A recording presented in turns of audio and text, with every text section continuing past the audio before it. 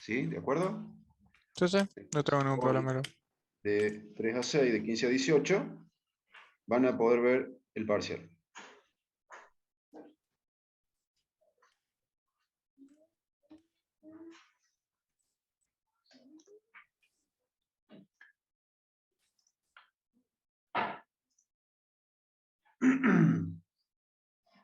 Yo revisé uno por uno sus parciales.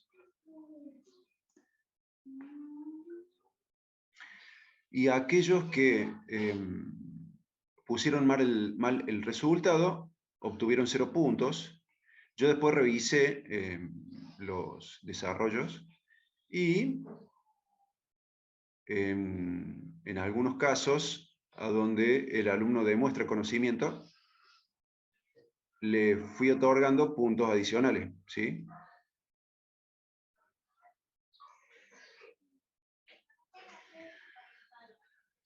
El criterio para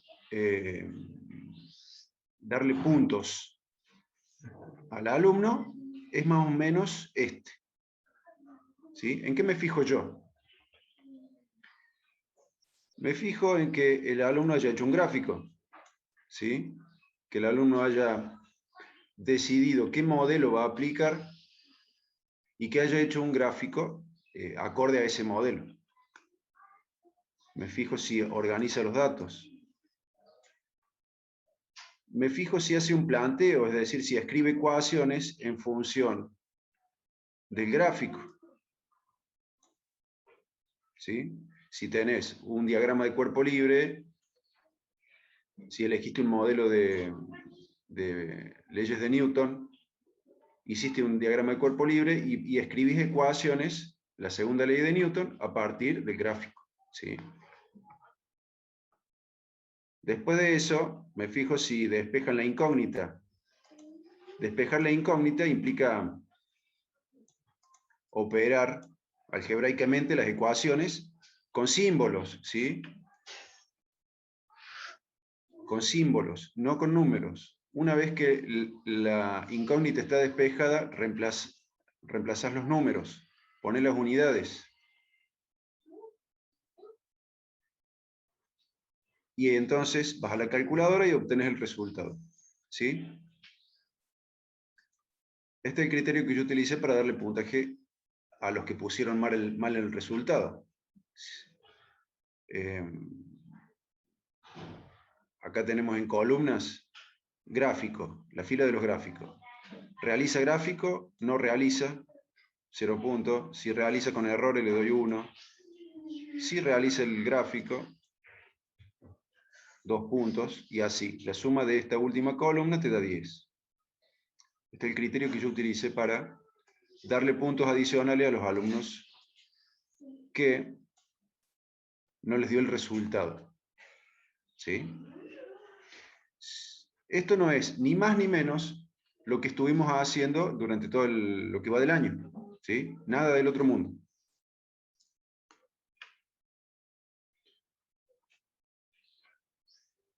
Gráfico. Elegir un modelo. ¿Qué modelo vas a aplicar? Óptica geométrica, cinemática. ¿Cómo vas a modelar tu problema? Dinámica. Haces un gráfico. Dibujas vectores si hay vectores. Dibujas ángulos si corresponde. Haces diagrama de cuerpo libre. Situación inicial, situación final. ¿Sí? Organizar los datos. Utilizas símbolos y subíndices para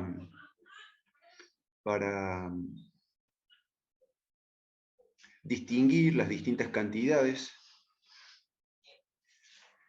Haces un planteo, planteas ecuación a partir del gráfico, utilizando símbolos, ¿sí? Con subíndices. Despejas la incógnita. En las ecuaciones marcas cuál es la incógnita, revisas si tenés los otros datos, despejas la incógnita. Después reemplazas las unidades y los números, ¿sí?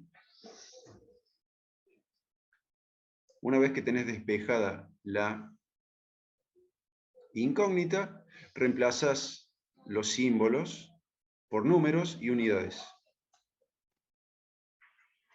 Y solamente después de esto usas la calculadora para obtener el resultado. ¿Sí?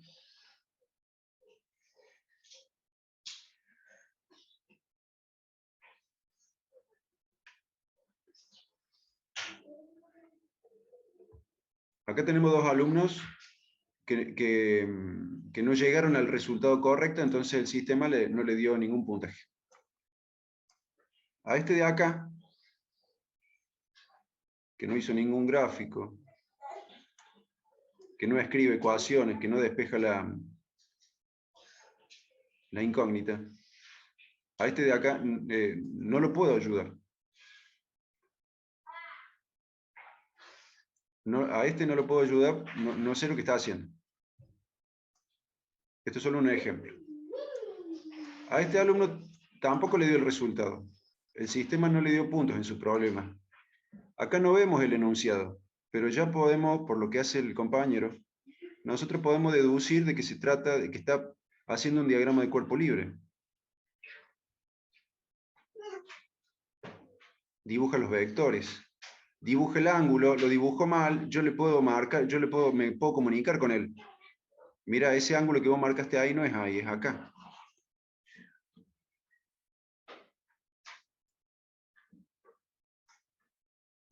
Plantea ecuaciones en función del modelo elegido, despeja la incógnita. Yo le puedo decir, mira, te equivocaste acá y acá. Reemplaza los números, bueno, este se olvidó las unidades. Y usa la calculadora.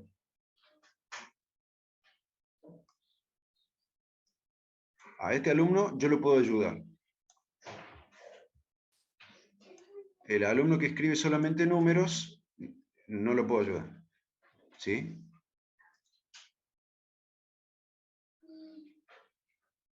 En algunos casos en algunos casos he bajado nota, sí, porque o llegan al resultado de casualidad y en el desarrollo se nota, no hay un buen desarrollo. Pero son en algunos casos, ¿sí? No muchos.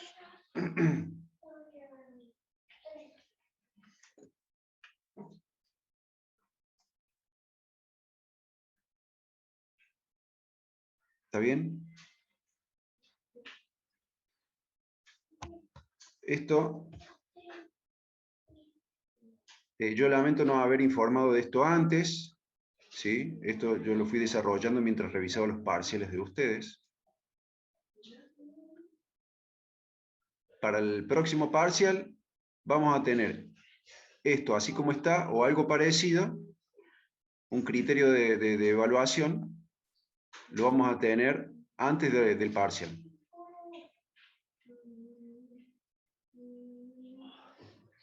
Bueno, acá me ponen, alguien pregunta, si puedo llegar a desaprobar a alguien por no poner las unidades. En esta ocasión,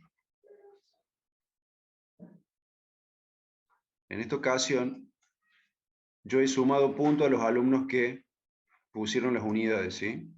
Les he sumado puntos. Y fíjate que las unidades es un porcentaje del total.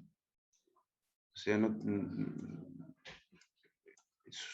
este caso suma 2 puntos de 10.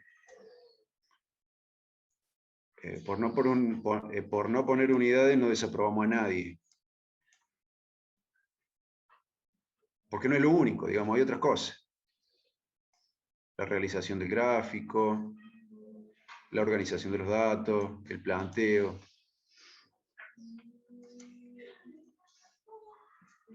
Se aprueba con 4 y el que tiene de 6 para arriba está en la zona de promoción.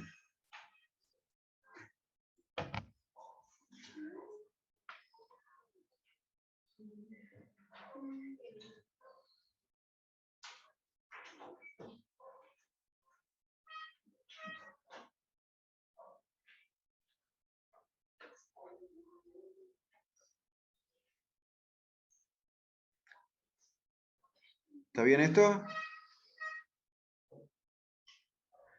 Aquellos que mandaron fotos por mail,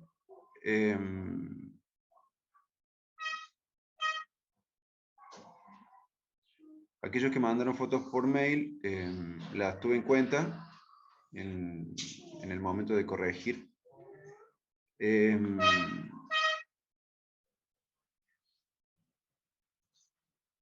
Aquellos que hicieron un solo intento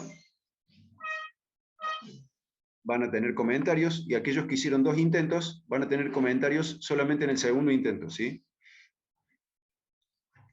Entonces hoy entre las 3 y las 6 ustedes van a poder revisar su parcial, las observaciones que yo hice,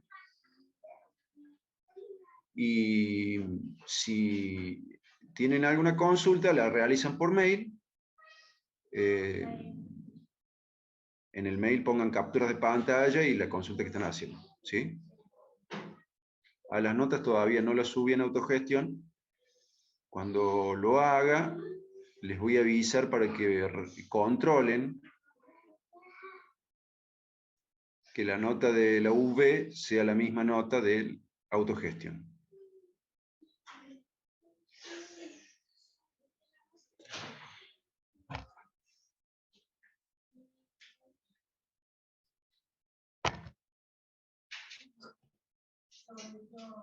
Bien, si estamos claros con esto, vamos a lo de hoy. Hoy terminamos la unidad número 6. La semana pasada vimos cantidad de movimiento en una sola dimensión, ¿sí? Recuerdan que analizábamos movimiento en un solo eje, en el eje X o en el eje Y. Ahora vamos a ver el caso de cuando hay movimiento en el plano, ¿sí? El movimiento ahora no se limita a un solo eje, sino que hay movimiento en 2 ejes, en el eje X y en el eje Y.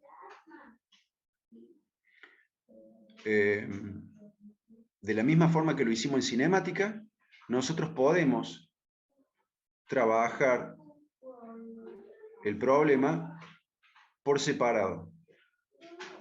Ecuaciones para el eje X, ecuaciones para el eje Y, ¿sí? Utilizando subíndices para distinguir las cantidades.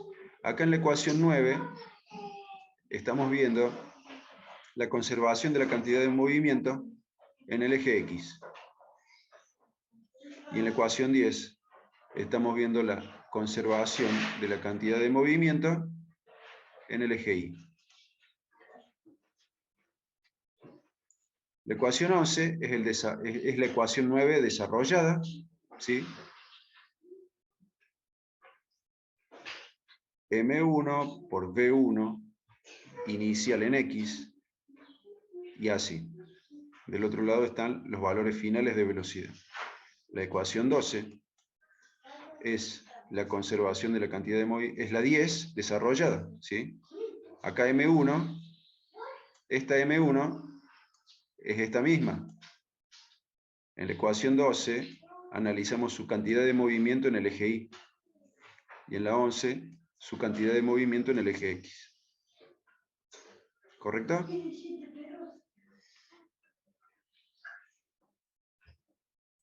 profe. Y el otro Claro, tema que básicamente lo que haríamos es desarrollar cada parte del movimiento. Eso es lo que sería. por separado, claro. Como ya lo hicimos en cinemática, en tiro oblicuo, ponele, Ujú. que analizábamos el movimiento en el eje X y el movimiento en el eje Y, por separado. Lo último que vamos a ver es centro de masa, ¿sí? Acá están las fórmulas. La fórmula, a ver, hasta el momento nosotros hemos trabajado con sistemas que se pueden modelar como masa puntual. En algunas ocasiones, un sistema se compone de varios objetos que están unidos de alguna forma y que forman un sistema de masa distribuida. En esos casos, nosotros podemos determinar la ubicación, las coordenadas, de una cosa que se llama centro de masa. Una coordenada que representaría la ubicación de toda la masa distribuida como si estuviera ubicada en un punto. Ese punto se llama centro de masa. El centro de masa lo vamos a utilizar después en la unidad que viene, que es la unidad 7 y 8. La fórmula 13 y 14 son la expresión de cómo calculamos la coordenada del centro de masa en el eje X y en el eje Y. Se realiza multiplicando cada masa por su correspondiente coordenada en el eje X primero, después dividido en la sumatoria de toda la masa distribuida. Lo mismo para el eje Y. M1, este M1 es este mismo, pero acá lo estamos multiplicando por su coordenada en el eje Y. La ecuación 15 y la 16 es lo mismo, pero escrito en un lenguaje más simplificado, ¿sí? Este símbolo, sigma, ustedes ya lo deben conocer, significa sumatoria. Y esto es, arriba tenemos la sumatoria del producto de M sub I por X sub I, la sumatoria de cada masa multiplicada por su coordenada en X. Abajo tenemos la sumatoria de todas las masas. Y en la ecuación 16 lo mismo con la coordenada del eje Y. ¿Estamos claros? Profe, yo tengo una duda con respecto a eso de las coordenadas de Y. O sea, ¿serían los componentes o cómo sería? Claro, vos suponete que tenés, ya lo vamos a ver en En un problemas. ok. Vos tenés tres partículas distribuidas en el plano, XY.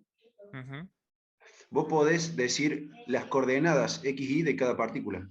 Las coordenadas XY para M1. Las coordenadas XY de la ubicación de M2. Y así. Ah, ya entendí. Claro, como si fueran puntos sería.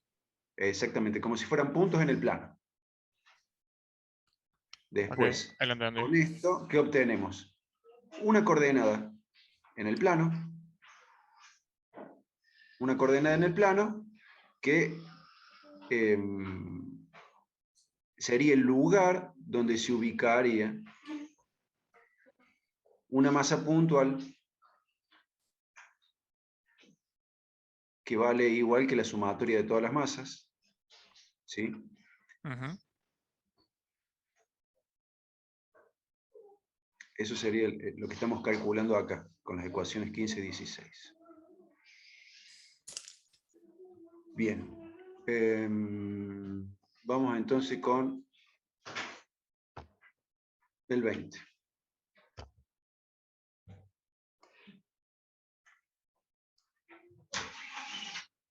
Dice que un objeto de 4 kilogramos se desplaza en el espacio vacío con una velocidad de 10 metros sobre segundo.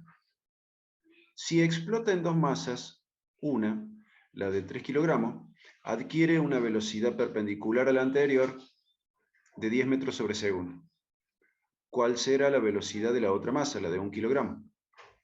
Dibujar un diagrama vectorial donde se muestre que la cantidad de movimiento antes de la explosión es igual a la cantidad de movimiento después de la explosión. ¿A qué se parece esto?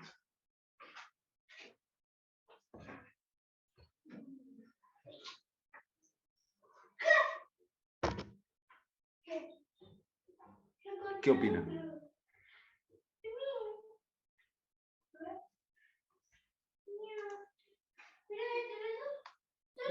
Suena uno Es explosivo. un choque explosivo. Es un choque explosivo, sí señor.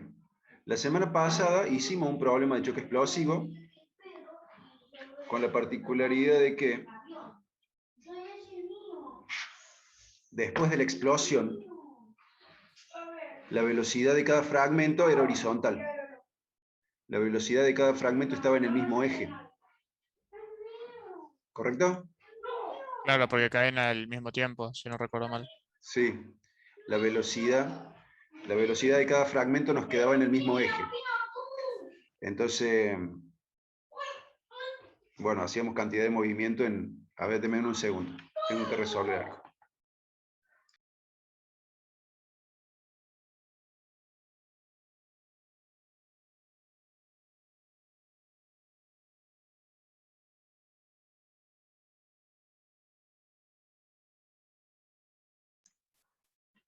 Bien, decíamos que el problema de la semana pasada, la velocidad de cada fragmento quedaba en el mismo eje. ¿Sí? Ahora miren, tenemos un fragmento grande con una velocidad en dirección vertical hacia abajo y tenemos un fragmento más pequeño con una velocidad que no está ni en el eje vertical ni en el eje horizontal, ¿sí? Está en el plano. Entonces, vamos a hacer un modelo de ¿qué? De choque explosivo, ¿sí? Pero como tenemos velocidades en el plano, vamos a tener que trabajar por separado las ecuaciones en el eje X y en el eje Y. ¿Estamos de acuerdo?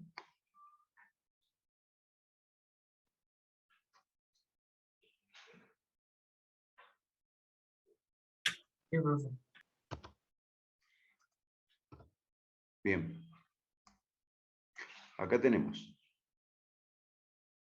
a la izquierda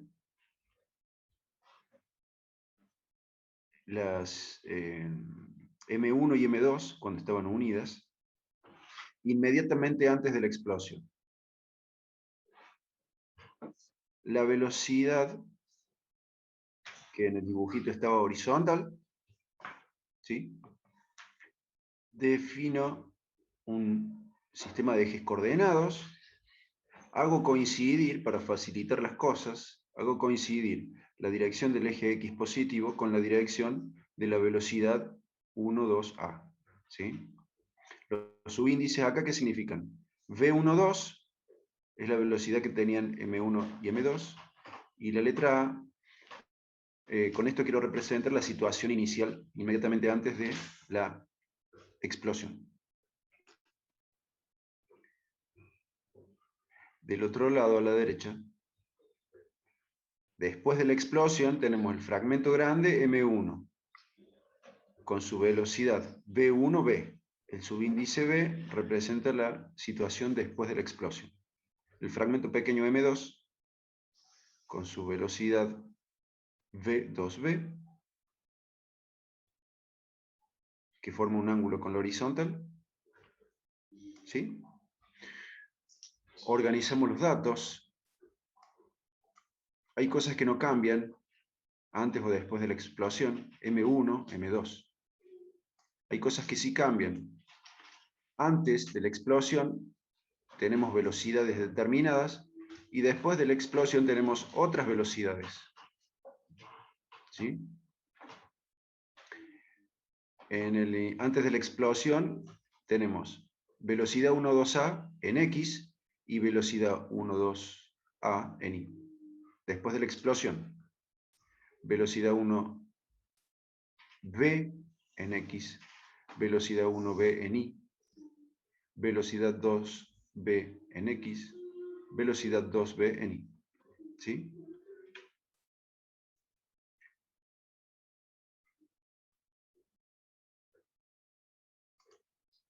Esto corresponde a M1 después de la explosión. Esto corresponde a M1 más M2 cuando estaban unidas antes de la explosión. Y esto corresponde a M2 después de la explosión. Revisamos el enunciado. Dice, un objeto de 4 kilogramos se desplaza en el espacio vacío con una velocidad de 10 metros sobre segundo. ¿Sí? Acá tenemos esto. El objeto de 4 kilogramos se compone de M1 y M2. Su velocidad es de 10 metros sobre segundo. En módulo, acá nos dice el módulo, nosotros como definimos ejes, asociamos esa velocidad al eje X, con signo positivo porque va en la misma dirección de los X positivos. El que levantó la mano tiene la palabra. Profe, yo tengo una duda. O sea, acá nos dice de que se mueve, o sea, se desplaza en el espacio, pero ¿cómo sabemos que es en el eje X? Ah, no sé si ya lo había dicho. Como no había ejes definidos, los definí yo arbitrariamente, de manera que me simplifique el problema. Entonces Ah, yo claro. definí la dirección del eje X positivo en la misma dirección de la velocidad 1, 2A. ¿Correcto? Sí, sí, correcto. O sea, podemos Esa hacer esto definición, siempre y cuando no nos indiquen en qué dirección va. claro, mientras no hay definición de eje XY, vos podés hacer la tuya, como Entiendo. mejor te guste. ¿Sí? Siempre trata de elegir una definición que te simplifique las cosas. ¿Correcto? ¿Cuándo te simplifica las cosas? Y cuando un vector queda contenido dentro de tu eje Y o dentro de tu eje X.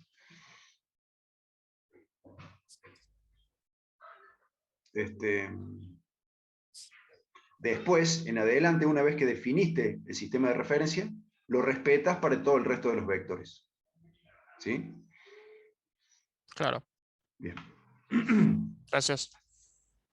Entonces estamos con esta parte. Dice que exploten dos fragmentos, M1 y M2. El fragmento grande adquiere una velocidad perpendicular a la anterior de 10 metros sobre segundo. En el dibujo nos habían puesto flechita para abajo. ¿Sí? Acá se refiere a B1V, B1B, ¿sí? Dice que es perpendicular al anterior, por lo tanto, si la anterior quedó en el eje X, ¿a dónde va a quedar este vector? En el eje Y. En el eje Y, muy bien. Entonces, fíjate acá, V1, V en Y, módulo 10 metros sobre segundo, signo menos, porque va en la dirección de los Y negativos.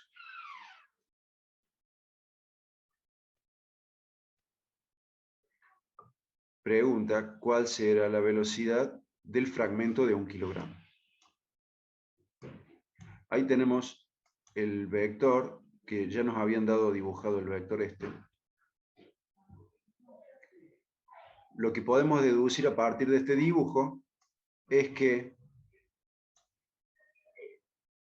las componentes X e Y de la velocidad de M2 tienen que ser positivos, ¿sí? Porque ambos apuntan en la dirección del eje X positivo y positivo. ¿El que levantó la mano? Profe, una pregunta. La dirección que adquiere la masa de 3 kilogramos, ¿no? Cuando se divide. O sea, ¿determinamos nosotros que va hacia los Y negativos? O si fuera para los Y positivos sería el mismo razonamiento. Acá en el dibujo que te dieron, te están indicando para dónde fue. Ah, yo pensé que eso lo teníamos que hacer nosotros. Ah, no sabía que era el ejercicio. En el dibujo que nos dan, ya nos están indicando para dónde va. No tengo, Listo, no listo. tengo ni idea, honestamente. ¿Sí? ¿Te fuiste por el piloto, amigo? ¿Para la izquierda o la derecha? Ay, ojalá me toque una plantita, la concha de la hora, culiado. Ahí está. Guarda con los micrófonos, muchachos.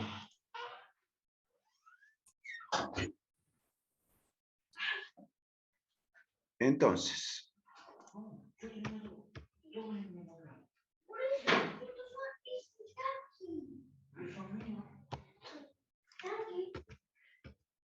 Íbamos por acá.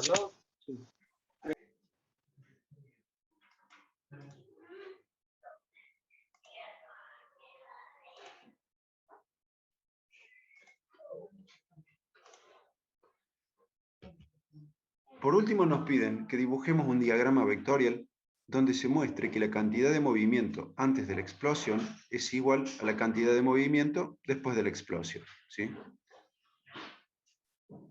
Nosotros cuando usamos las ecuaciones estamos escribiendo que la cantidad de movimiento en A es igual a la cantidad de movimiento en B. Ahora nos piden que hagamos un diagrama de cuerpo libre.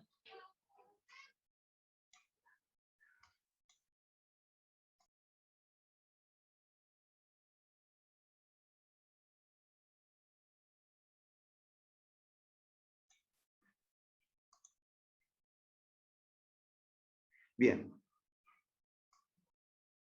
Vamos a empezar por calcular la velocidad de M2 después de la explosión en el eje X. ¿Qué ecuación escribiríamos?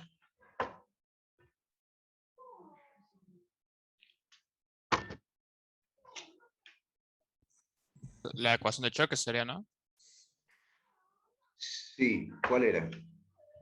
La de choque explosivo que... ¿Qué modelo estamos haciendo nosotros? Un ¿No modelo de sería choque. de cantidad de movimiento en eje X, profe? Bien, sí. Ah, Nosotros claro. estamos haciendo conservación, ¿de qué estamos hablando? De choques. ¿En el choque se conserva la cantidad de movimiento? Sí, sí se conserva. Molón. P, A, en X, o sea, la cantidad de movimiento del sistema antes de la explosión en X, tiene que ser igual a la cantidad de movimiento después de la explosión en el eje X. ¿Sí? Nosotros sabemos que acá adentro está nuestra incógnita, ¿sí? Así que vamos a desarrollar un poco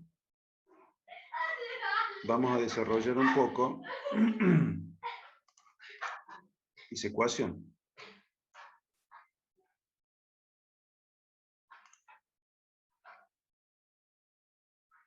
La cantidad de movimiento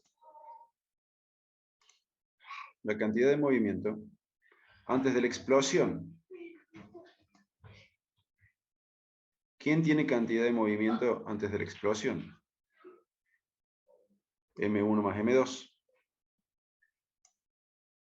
La cantidad de movimiento que es igual a masa por velocidad.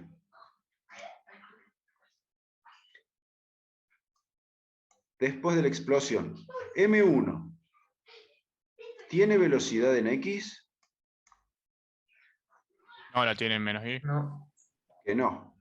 Entonces acá no aparece M1. ¿Sí? M2 ¿tiene velocidad en X? Que sí. Entonces ahí está. M2 por su velocidad en X después de la explosión. Ahí está nuestra incógnita. Revisamos ahora si tenemos todos los datos. Parece que sí. ¿Qué hacemos entonces? Despejamos. Despejamos la velocidad 2 v en X. M2 que multiplicaba lo pasamos dividiendo. Y ahora que tenemos a la incógnita despejada, podemos reemplazar los números con sus unidades.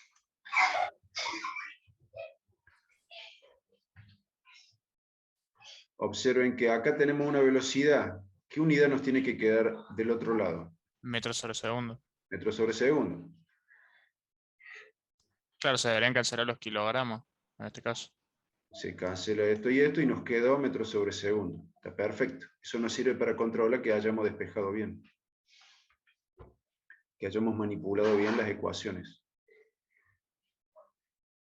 Después de esto, y solo después de esto, ¿sí? Después de que verificamos las unidades, podemos usar la calculadora con mucho cuidado y obtener el resultado. Sería positivo porque va a favor del eje X. Bueno, en principio, fíjate que este resultado te da positivo. Ujú. ¿Sí? Bueno, eso por un lado. Por el otro lado, ¿qué esperábamos nosotros? Que sea mayor a 0. Ah, claro. Sí, sí. Que sea positivo. ¿Sí? Otro lugar que tenés para verificar. ¿Sí? Si vos esperabas que fuera negativo y te dio positivo, revisa.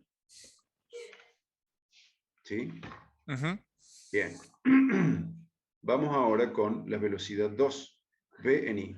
¿Qué ecuación vamos a escribir? O sea, sería la misma, pero considerando la velocidad en I, y en vez de Exactamente. aparecer la masa 2, aparecería la masa 1, porque está en dirección a... Es igual a 0, ¿no, profe? Bien. La ecuación que tenemos que escribir para empezar es esta. Cantidad de movimiento en A, eje Y, igual cantidad de movimiento en B, eje Y. Nuestra incógnita está del lado derecho.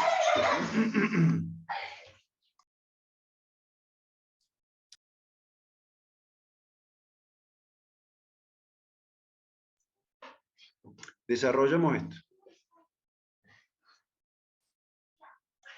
¿Hay velocidad en el eje Y antes de la explosión? No, no hay. Sería velocidad inicial 0. Que no. Entonces, ahí está ese 0. Después de la explosión. M1. M1. ¿Tiene velocidad en el eje Y? Que Sí. sí. Ahí está. M1 por su velocidad. ¿Y M2? ¿Tiene velocidad en I? Que sí. Ahí está. Ahí está nuestra incógnita. Revisemos si tenemos todos los datos. Parece que sí. Ahora podemos despejar. Con símbolos, ¿sí? Despejamos con símbolos. Este término que estaba sumando lo pasé restando. Y este M2 que estaba multiplicando lo pasé dividiendo. Ya quedó despejada la incógnita. Entonces ahora reemplazo los símbolos por los números y las unidades que corresponden. Hacemos análisis de unidades para ver si estamos en lo correcto. Me quedó metros sobre segundo, es lo que yo esperaba. Ahora puedo usar la calculadora. Este signo de acá resultó del despeje, ¿sí? De la manipulación algebraica. Y este signo de acá, ¿de dónde viene? De acá. De la velocidad negativa, Bien. de que está en ¿sí? contra Ojo. de, bueno, abajo del eje. Muy bien. ¿Sí? Este signo con este signo se va. Va a quedar positivo. ¿Qué esperábamos nosotros? Que fuera positivo. Correcto. Ahora podemos usar la calculadora y obtener el resultado. Entonces, la velocidad 2v en I es de 30 metros sobre segundo.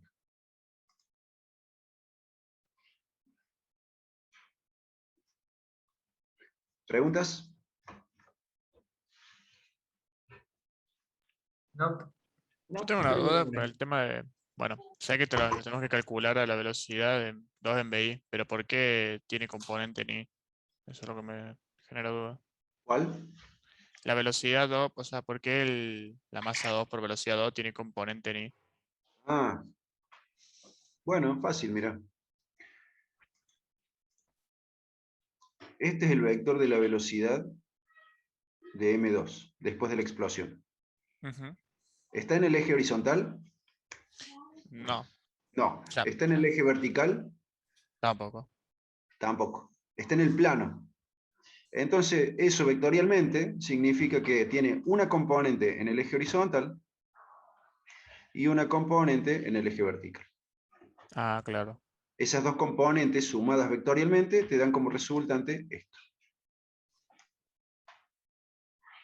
Sí, ahí lo entendí. ¿Sí? Ujú. Muy bien. En álgebra habrán trabajado bastante con vectores ya, ¿o no? Sí. Sí, se me fue por un momento. Está bien, está bien, está bien, está bien. Pero ya lo han, digamos, a este tema ya lo han visto en Claro, álgebra. Bien, claro. está bien.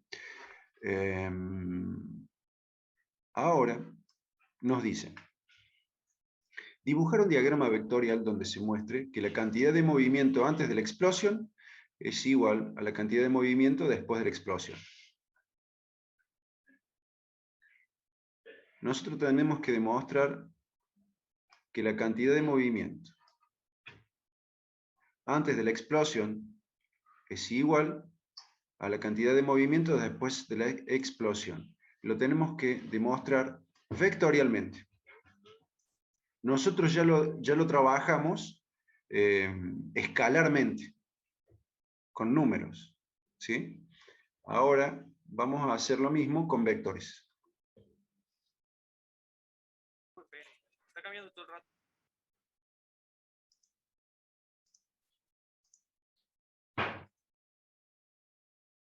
Dice, bien, veamos antes de la explosión. Antes de la explosión, la cantidad de movimiento. La cantidad de movimiento es m por v. ¿Sí? Entonces, ¿tenemos movimiento en el eje X? Sí. Entonces, multiplicando esa velocidad por la masa correspondiente, vamos a obtener P12AX. Como la velocidad en el eje Y es 0, no hay P en el eje Y. No hay P12A en el eje Y. Ahí está el vector.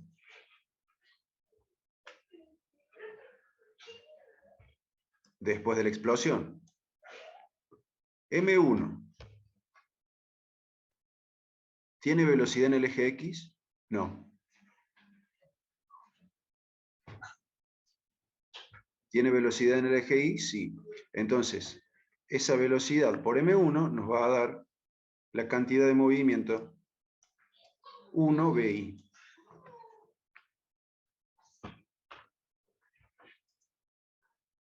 M2. ¿Tiene velocidad en X? Sí. M2 por esta velocidad nos da P2B en X. M2 tiene velocidad en Y, sí, multiplicamos esa velocidad por M2 y nos da P2B en Y. Ahí están los vectores.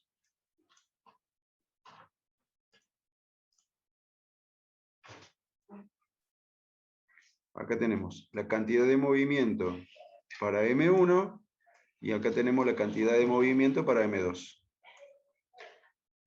Y nosotros tenemos que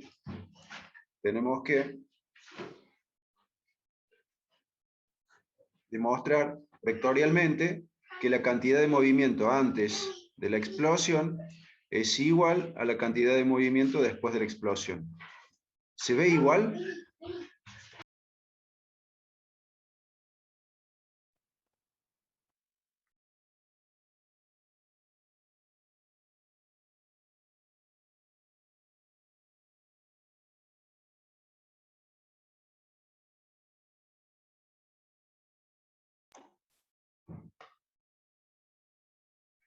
¿Se ve igual esto? Y no, parece que el segundo objeto tuvo una mayor cantidad que el primero. Bien, mira, esto es la cantidad de movimiento después de la explosión, ¿sí? Fíjate que este vector tiene el mismo módulo que este y en dirección contraria. ¿Sí? P sub 2 BI más 30. P1 BI menos 30. Esos dos vectores se pueden cancelar. ¿Qué quedó después de la explosión en cantidad de movimiento? Claro, solamente quedó la cantidad de movimiento en X. P sub 2 B en X. ¿Cuánto vale? 40, más. ¿Y qué había antes de la explosión? Ese vector, ¿qué módulo? 40 más. ¿Es igual? Sí, es igual. Es igual. La cantidad de movimiento antes de la explosión es igual que la cantidad de movimiento después de la explosión. ¿Preguntas?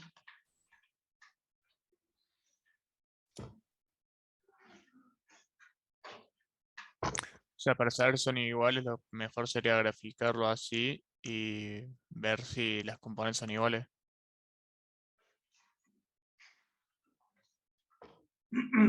¿Cómo? O sea, para detectar si son iguales, lo mejor sería realizar un gráfico y ver cuáles se cancelan y cuáles quedan, las que quedan si son iguales. Claro, sí, hacer un gráfico a escala, sí. Suponete que vos a esto le das 1 centímetro y a este le diste 1 centímetro, entonces están en la misma dirección y sentido, miden lo mismo, son iguales. Ujú. Muy bien.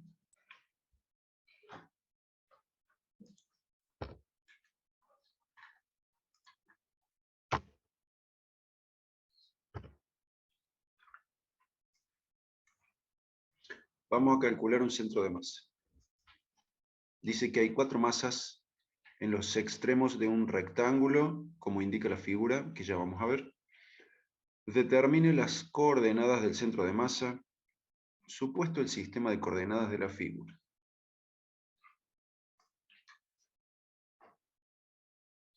¿Qué tenemos? Serían 4 masas que están. Claro. M1, M2, M3 y M4 están formadas, están organizadas en forma de un rectángulo, unidas por barras rígidas de masa despreciable comparada con la masa de M1, M2, M3, M4. La altura del rectángulo es de 0,30 metros. La base del rectángulo, 0,80 metros. Este sistema de ejes coordenados se definió de tal forma que el eje X es paralelo con las bases, con los lados largos. El eje Y es paralelo con los lados cortos. Y el origen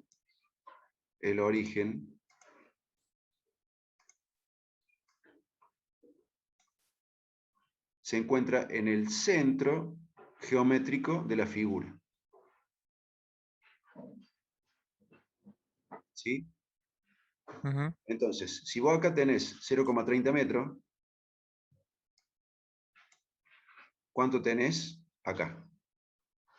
0,15. Claro, Muy serían bien. los 0,15. ¿Sí? Entonces, ¿cuál es la coordenada, por ejemplo, de M1 en X? ¿Cuál es la coordenada de M1 en X? 0,20 serían. Menos 0,40. Claro. Ah, Menos 0,40. Y en Y, más 0,15. M2 tiene la misma coordenada de Y, y en X la coordenada es igual, pero positiva. M3 tiene en X menos 0,40 y en Y tiene menos 0,15. M4 en X tiene más 0,40 y en Y tiene menos 0,15.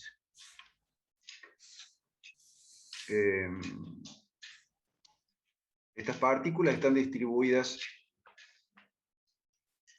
simétricamente, pero como podemos observar acá, la distribución de la masa no es uniforme.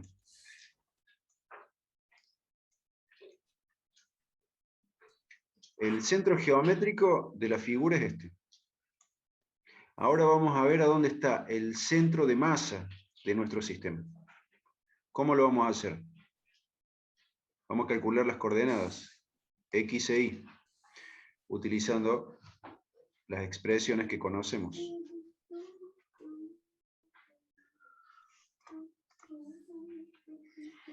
X de centro de masa. X1 por M1 más X2 por M2 más X3 por M3. Y así, y lo dividimos a todo en la sumatoria de M1 más M2 más M3 más M4. Reemplazamos los números. Respetamos los signos.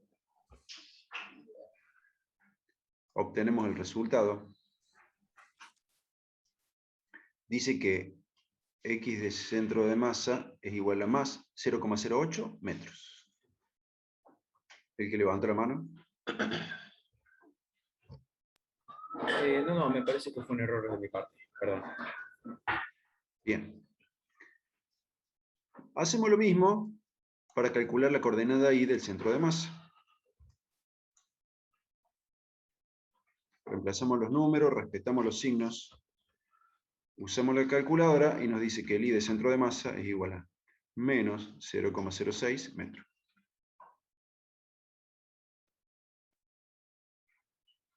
Ubicamos el centro de masa en el plano.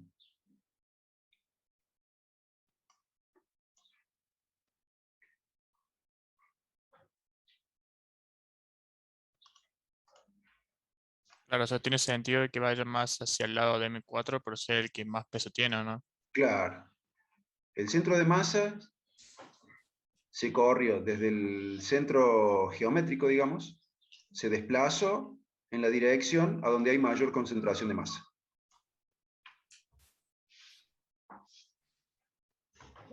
¿Está claro? Sí, sí. Muy bien. Y en este caso... Ah, no, entendí. Claro, porque estaba preguntando para qué serían las alturas y claves para en ICM, ¿no? O ¿Cómo? sea, las alturas es para ICM, que es I3 y 1 sería para ICM. Para la coordenada del eje Y del centro de masa. Claro. Claro, claro. Acá tenemos masa distribuida en el plano. Entonces necesitamos el eje X y el eje Y. Bien.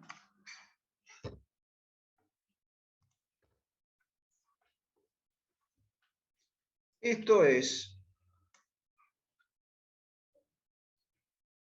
una parte de un problema de la unidad que viene, que empezamos la semana que viene. La unidad 7 y 8.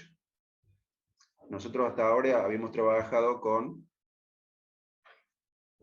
modelos a donde se puede trabajar con masa puntual.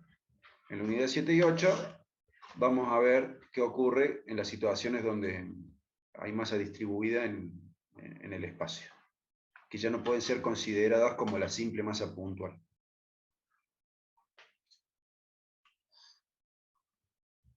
Acá dice, dos masas puntuales de 2 kilogramos y 4 kilogramos están unidas por una barra rígida de masa despreciable y de 90 centímetros de longitud. Determinar la distancia de cada masa al centro de masa. ¿Sí? Tenemos M1 de 2 kilogramos, M2 de 2 kilogramos, están unidas por una barra rígida cuya masa es despreciable comparada con M1 y M2.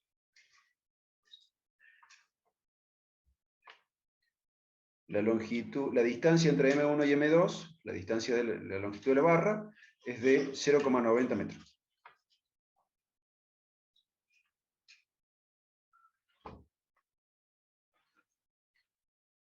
Definí un eje X, de tal forma de que M1 y M2 queden sobre el mismo eje. Entonces ahora, si yo tengo que determinar el centro de masa de este sistema, voy a trabajar en el eje X, en un solo eje. ¿Sí? Defino el 0 del eje X, a donde yo quiera, elegí M2. Una vez definido esto, queda definido cuál es la coordenada de centro de masa de M1 ¿Y cuál es la coordenada del centro de masa de M2? Si me piden calcular la distancia de cada masa al centro de masa, ¿qué tengo que hacer primero?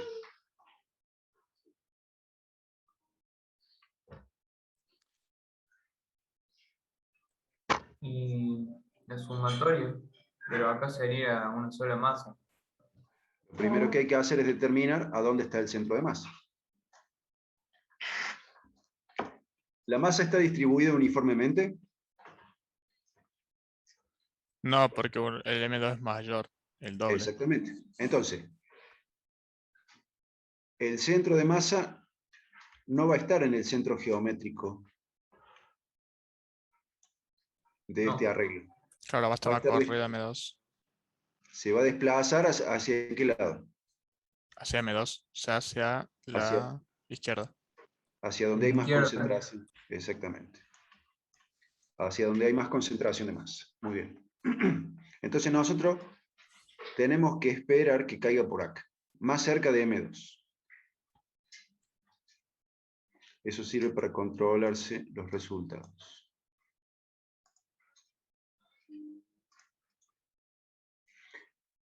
Hacemos la sumatoria, x1 por m1 más x2 por m2, dividido m1 más m2. Hay un 0. La coordenada de centro de masa de m2. Usemos la calculadora con cuidado. Y ahí tenemos el centro de masa. ¿Cuánto vale? 0,30. Más cerca de M2 como esperábamos. Muy bien. ¿Y qué nos habían pedido? La distancia que hay entre el centro de masa y M1. Y la distancia que hay entre el centro de masa y M2. ¿Preguntas?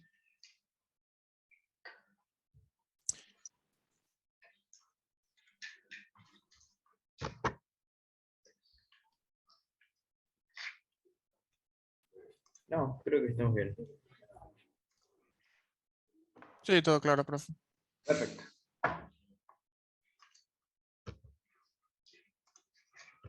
Esto es también parte de un problema que corresponde a la unidad 7 y 8. Dice que hay un triángulo formado por 3 varillas de 1 metro de longitud y cada una de 0,6 kilogramos de masa. Calcular el centro de masa. Si vos tenés un triángulo formado por 3 varillas de la misma longitud y de la misma masa, ¿sí? Distribuida uniformemente, haces un triángulo. ¿Qué triángulo te va a quedar? Un triángulo Equilátero. Claro. equilátero. Muy bien. El triángulo equilátero tiene simetría geométrica, tiene un centro geométrico y tiene masa distribuida uniformemente, en este caso, porque las 3 varillas son iguales de largo, iguales de masa.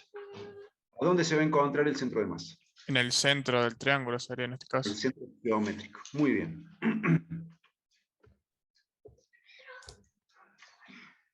Acá tenemos el triángulo.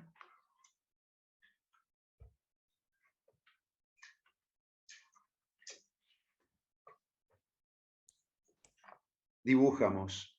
He dibujado acá un lado del triángulo horizontal. Hice pasar el eje X por ese lado, M1. Perpendicularmente va el eje Y, positivo para arriba. El origen del centro de coordenadas lo hice coincidir con este vértice del triángulo, para simplificar las cosas. La coordenada de centro de masa de M1, ¿a dónde está? Es una varilla, es una barra de masa distribuida uniformemente. Mide 1 metro Sería Tiene un- 0,5 entonces. la mitad. Su centro geométrico. ¿Sí? Masa distribuida uniformemente, centro geométrico en el centro. Centro de masa en el centro geométrico. El que levantó la mano. Yo tengo una duda, profe. O sea, ¿estos serían como las coordenadas o el punto o el centro de masa está en esos 3 puntos? ¿O serían como la coordenada del centro de masa en respectivo eje? Perdón, ¿me repetís? O sea, porque acá calculamos que el centro de masa, como está a la mitad de cara varilla, pero no Sí. estaría en el centro de todo, o serán como las Bueno, coordenadas. guarde el auto. Esto es el centro de masa para M1. Ujú, ¿Sí? ujú, ujú. Sí, Esto es el centro de masa para M1. Porque cuando vos calcules el centro de masa de todo el triángulo, vos multiplicas a M1 por su coordenada de centro de masa. claro. Ah, ¿Sí? claro. M1 por X1 significa multiplicar M1 por su propia coordenada de centro de masa. Sí, sí. Bien. ¿Y cómo calculó el ángulo de 60 grados? Porque veo que lo usa para el coseno y el seno, pero ¿cómo lo calculó eso? Como el triángulo es equilátero, tiene 3 ángulos interiores iguales, Ujú. que sumados dan 180 grados. Ah, claro. Ah, sí, me había olvidado eso. Bien. Gracias. Entonces, acá tenemos el centro de masa para X1, lo necesitamos. Necesitamos el centro de masa para X2, para M2. Necesitamos el centro de masa para M2.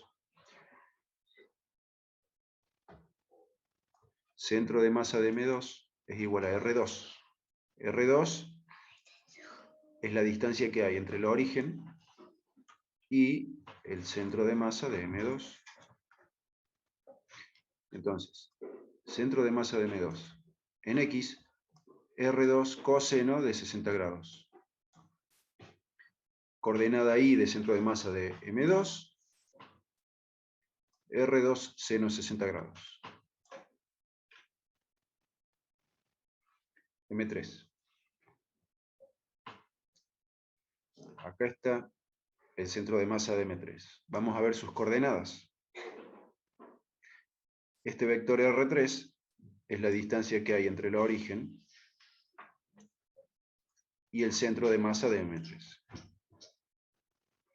R4 es la distancia que hay entre este punto, que está a 1 metro sobre el eje X, y el centro de masa de M3.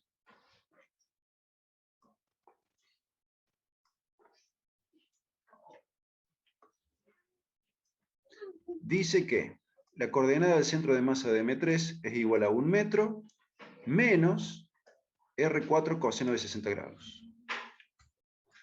Eso es. 1 metro es lo que es la distancia que hay hasta acá.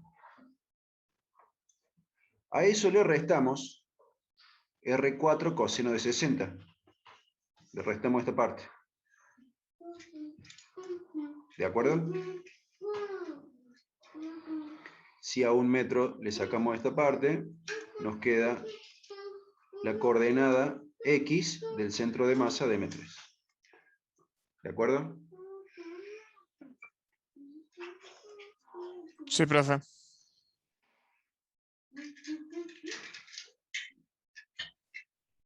Para la coordenada del eje Y, R4 por seno de 60 grados, R4, seno de 60 grados te da este cateto.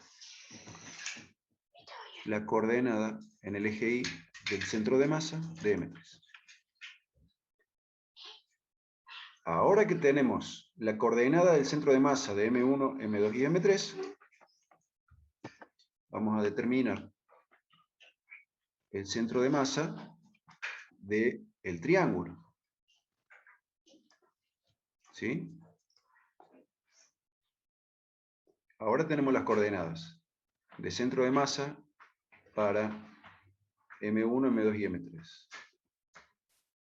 Calculamos el centro de masa de todo el triángulo. Coordenada eje X nos da 0,50 metros. Coordenada eje Y nos da 0,289 metros. Lo dibujamos. Ahí está el centro de masa de el triángulo. X igual 0,50 y igual 0,289. Nosotros habíamos dicho, si la figura tiene distribución uniforme de masa, el centro de masa está en el centro geométrico de la figura, ¿sí? Y además, la distancia entre el centro de masa de todo el sistema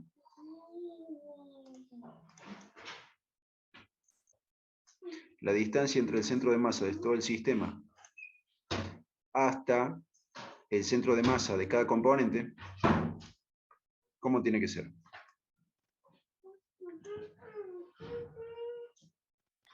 Es igual. Va a ser igual. Entonces, verifiquemos.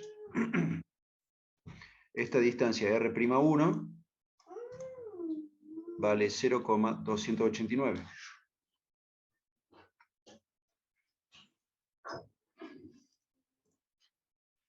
Ahí está.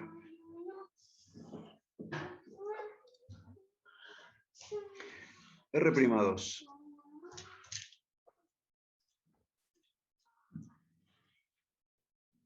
¿Cuánto vale R'2? Observen que hay un triángulo rectángulo acá. Vamos a aplicar Pitágoras. El cateto horizontal, ¿cuánto vale? X centro de masa menos X centro de masa de M2.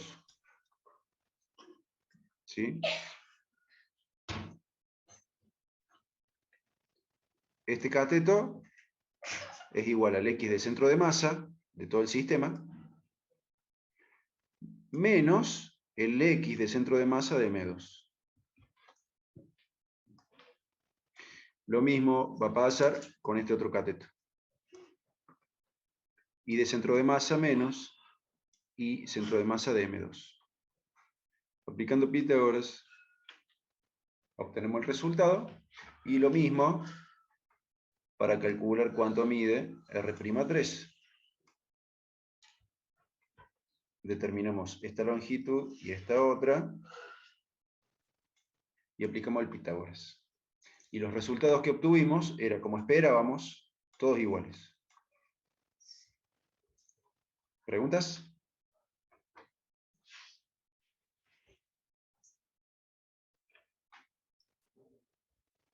No, profe. me parece que está todo claro. Perdón, ¿puedo volver profe. a la filmina anterior? En la parte donde realizamos el centro de masa, digamos, el principal. Ahí estaría bien. ¿Acá? Sí, ahí está bien. Quería comparar con algunas fórmulas. Ah, bien, ahí está. Perdón, me había dado una duda. Gracias, profe. Bien. Bueno.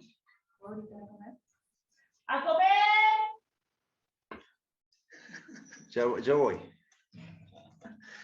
Espero que termine acá y ya voy.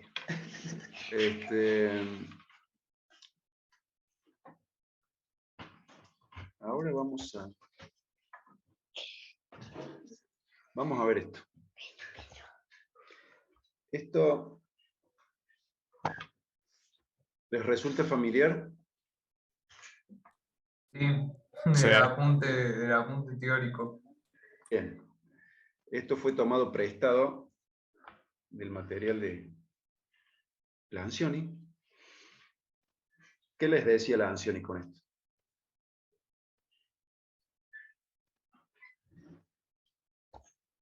Centro de masa se conserva. Se conserva. Si no hay, sí, no hay fuerza neta aplicada sobre el centro de masa, si no hay fuerza neta aplicada sobre el centro de masa no se mueve. ¿Correcto? Sí. Lo que ocurre acá es que no hay fricción entre el bote y el agua. Entonces, cuando la nena que está en el bote se mueve de un extremo al otro del bote, como no hay fricción entre el agua y el bote se mueve para atrás. Como no hay fuerza neta aplicada sobre el centro de masa del sistema, el centro de masa se conserva. Nosotros podríamos trazar el camino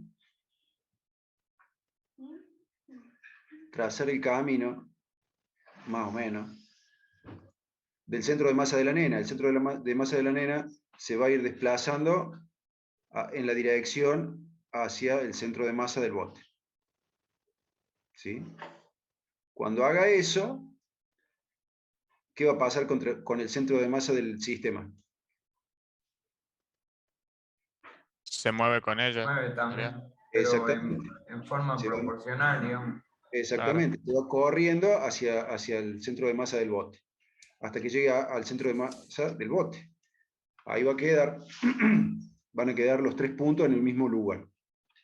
A medida que se aleja la nena del centro de masa del bote, el centro de masa de todo el sistema, se va corriendo hacia el otro extremo. Siempre queda entre medio de los dos. Siempre entre medio del centro de masa del bote y el centro de masa de la nena. ¿Sí? Eso es la conservación del centro de masa. Para que ocurra esto, la sumatoria de fuerzas aplicada, la fuerza neta aplicada en el centro de masa tiene que ser igual a 0. Y en este caso, ¿por qué podemos decir eso? Porque no hay fricción entre el bote y el agua. No hay fuerza neta aplicada en el centro de masa del sistema. Bien.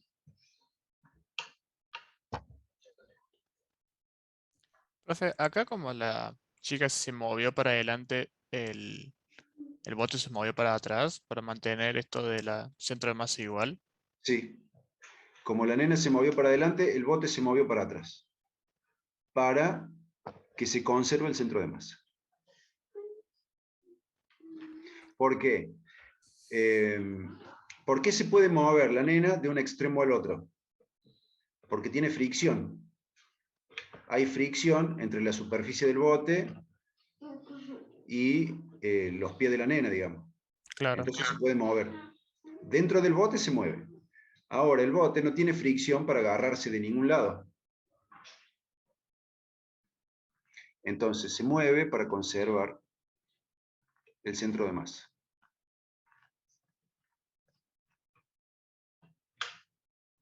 Sí, ahí se entendió. Debe ser Gracias. muy divertido. Habría que intentarlo. ¿Qué vamos a hacer ahora? Resulta que hay un problema.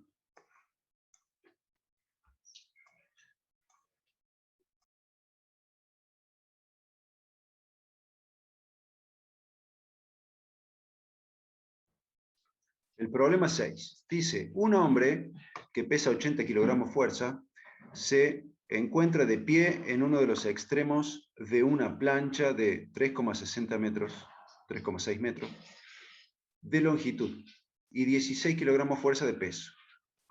La plancha descansa sobre una superficie helada y no hay rozamiento entre el hielo y la plancha. El hombre marcha hasta el otro extremo de la plancha. ¿Qué distancia recorrerá sobre el hielo?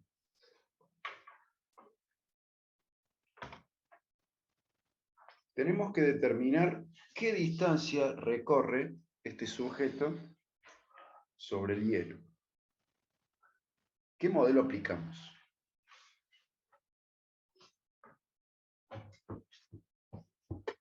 ¿A qué se parece esto?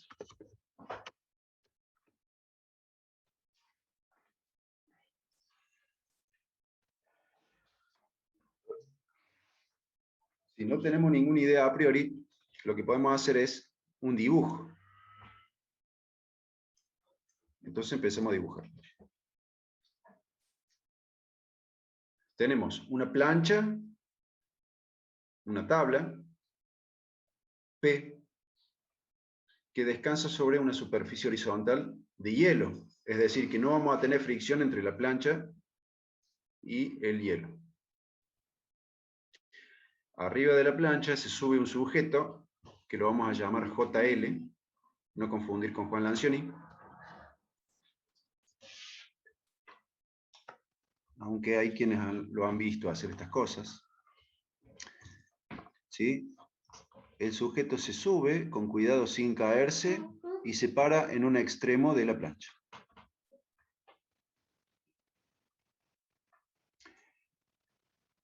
Él se dirige caminando hacia el otro extremo, ¿sí?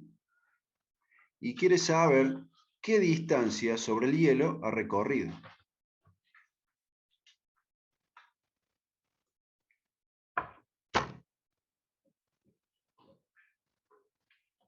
¿Qué modelo físico podemos aplicar para determinar esa distancia?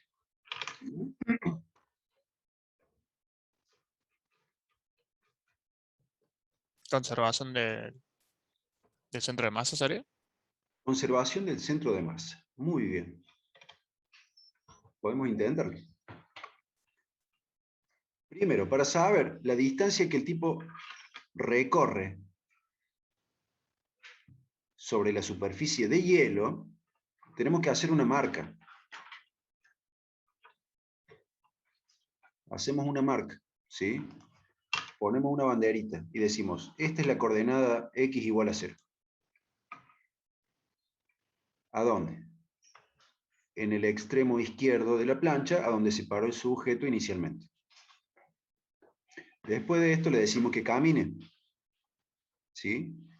Tenemos fricción entre la plancha y los zapatos de JL, así que él puede caminar sobre la plancha. Pero a medida que él camine sobre la plancha, ¿qué va a pasar? ¿Qué va a pasar con la plancha? Que no tiene fricción contra la Claro. superficie de hielo. Al no tener fricción, mientras el sujeto JL se va moviendo, se va deslizando para atrás para conservar el centro de masa entre ellos dos, ¿sería? Exactamente. Usted lo dijo. Entonces, nosotros tenemos que evaluar esta distancia de acá. ¿Cuánto se desplazó sobre el hielo? Efectivamente, JL. Entonces, nosotros vamos a repasar el enunciado.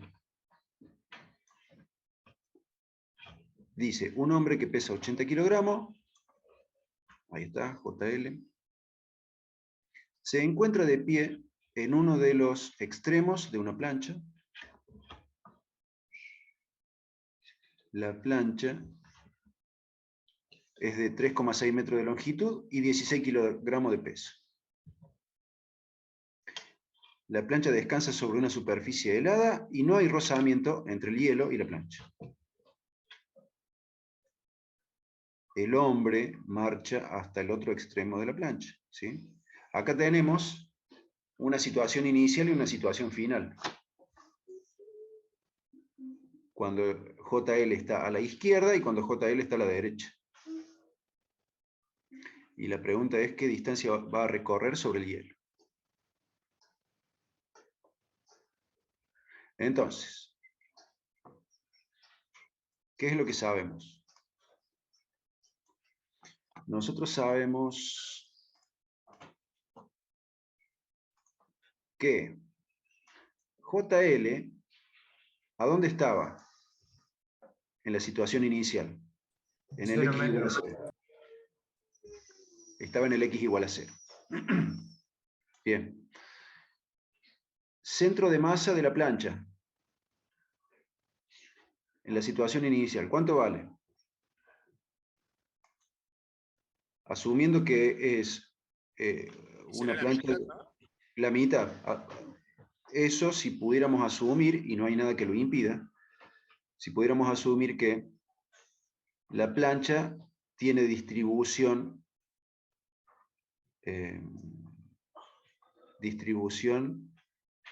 ¿cómo era la palabra? Uniforme. Distribución de masa uniforme, ¿sí? Si esta plancha tiene distribución de masa uniforme, su centro de masa está en su centro geométrico, la mitad. Muy bien. Situación final. ¿Cuál es la coordenada del centro de masa de JL? No lo sabemos. Y la de la plancha tampoco lo sabemos. ¿Cuál es nuestra incógnita? Lo que a nosotros nos interesa es la coordenada del centro de masa de JL.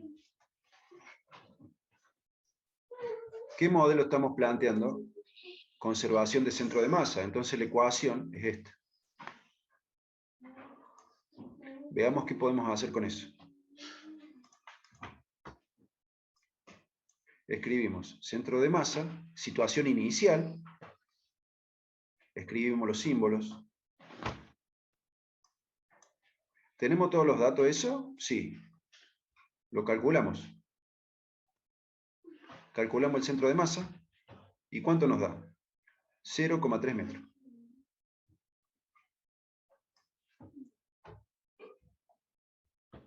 Ese es el centro de masa en la situación inicial. Y en la situación final, el centro de masa, ¿cuánto vale?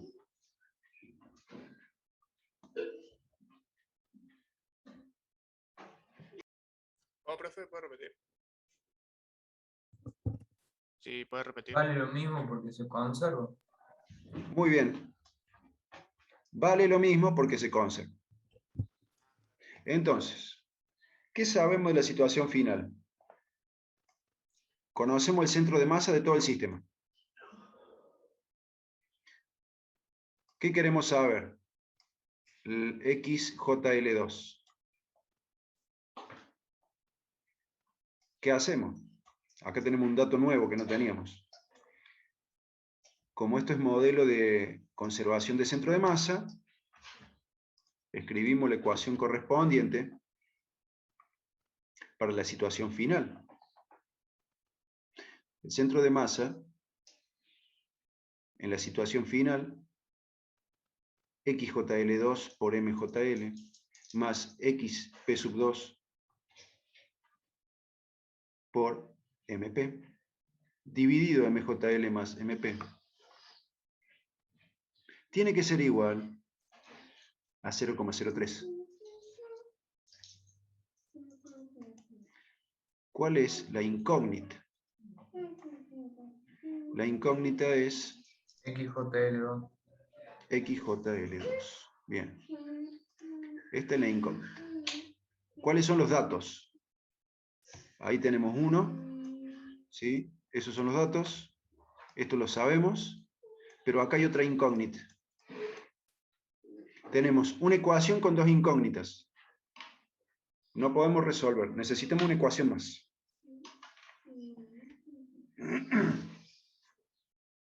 ¿De dónde la sacamos?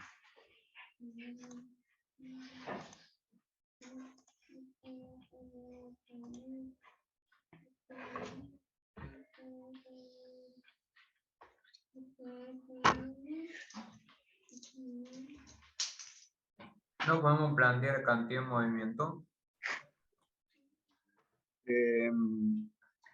Le digo por qué no. Porque no hay velocidades. Ah, bien, bien. Situación inicial es estática, situación final también. Necesitamos otra ecuación Entonces miren esto.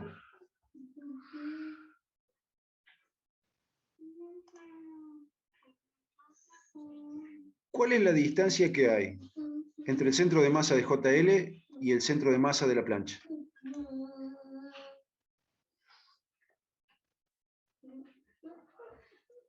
Sería En la 3,6. situación. ¿Cuánto? Sería 3,6. Bien. Fíjate acá. Miremos la situación inicial. 3,6 es la longitud total.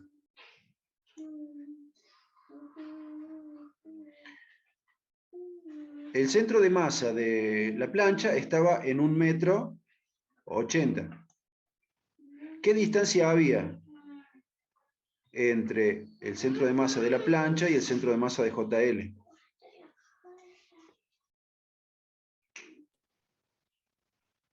Y ahí serían 1,5 más o menos, ¿no? Eh, Que no hay que restarle. si miramos acá y acá, 1,80 m. Ah, pensé que había que restarle lo del centro de masa. No, me confundí. Claro, no, esto no.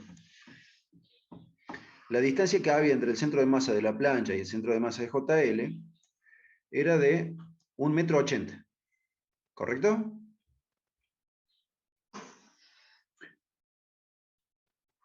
Eso cuando JL estaba a la izquierda de la plancha. Ahora está a la derecha.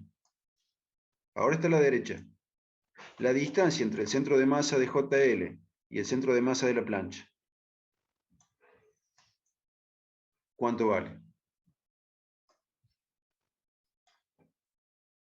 Lo mismo, Por la simetría. claro. La distancia esa es igual a 1,80 m.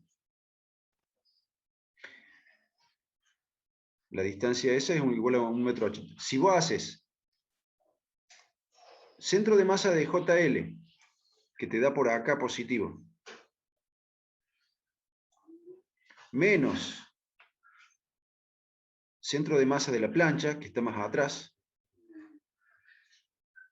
vas a obtener un número positivo. ¿Me siguen?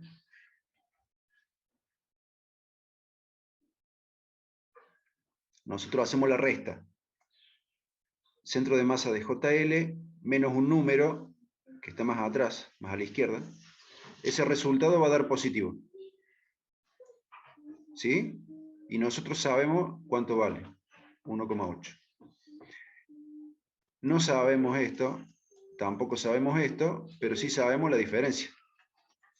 Entonces, acá tenemos la otra ecuación que nos estaba faltando. Con esta ecuación, la operamos un poco.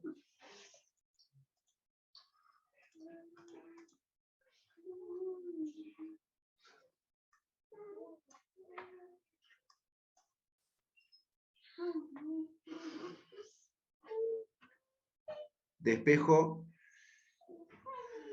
¿Qué voy a hacer? Voy a reemplazar, voy a eliminar esto de acá. Quiero eliminar esta y que me quede una ecuación a donde solo aparezca mi incógnita principal. Entonces voy a hacer un reemplazo. Despejo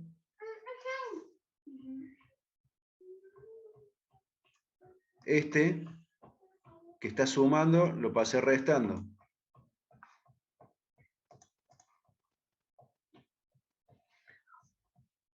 Cambié todos los signos.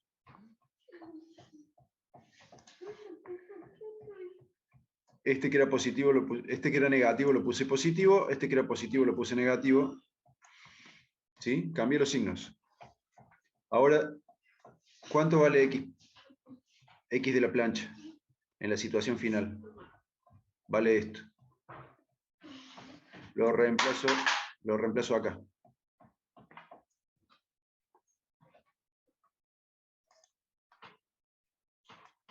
Lo reemplazo ahí. Operamos. Y podemos despejar. Podemos despejar la coordenada la coordenada de JL final. Ahí quedó despejada.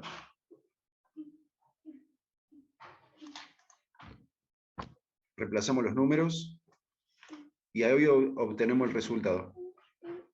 La coordenada de JL en la situación final es de 0,6 metros. ¿Sí? El centro de masa de JL al final está en 0,6 metros.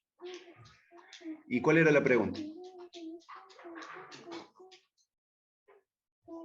¿Qué distancia recorrió sobre el hielo?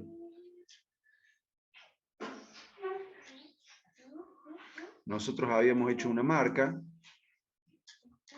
Y nosotros habíamos puesto el 0 en la posición inicial de JL. Entonces, la distancia entre ese 0 y la posición final, ¿cuánto es? 0,6 metros. ¿Se entiende? Sí, profe. Parece fácil. Profe, ¿lo puede volver a mostrar que se me cortó un poco lo de cómo se consiguió el 0,6 metros? Ah, bien.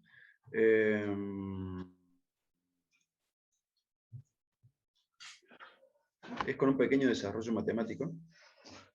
¿Hasta qué parte vio? No, eso lo entendí, de que estas dos eran iguales y ahí cambió el signo. Hasta ahí entendí. Hasta ahí llegué.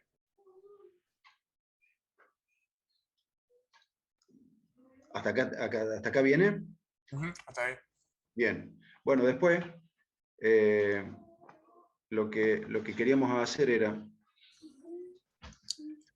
en esta ecuación, eliminar el centro de masa de la plancha y que me quede solo el centro de masa de JL. Claro. Entonces, esta ecuación, desde acá despejas el centro de masa de la plancha. Para después reemplazar, ¿sí? Despeja el centro de masa de la plancha, cambia los signos, lo reemplazas allá arriba, y a partir de acá, fíjate que te quedó una ecuación con una sola incógnita. Claro, y hay ese factor común y lo sacas. Claro, ahí operas hasta que te quede despejado el XJL2. Cuando te quedó despejado el JXL2, cuando te quedó despejado el XJL2, reemplaza los números. Y ahí está el 0,6. Claro. Sí, tiene sentido. Y esa es, digamos, como definimos el 0, de la forma que se definió el 0, resulta que esa es la distancia que recorrió sobre el hielo. Claro. Gracias. Bueno, muchachos, me pasé 7 minutos. Con esto cerramos la unidad 6. La semana que viene empezamos con la unidad 7. Recuerden que hoy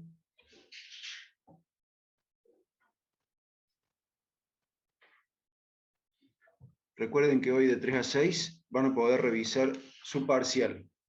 ¿Sí? Como ya dijimos,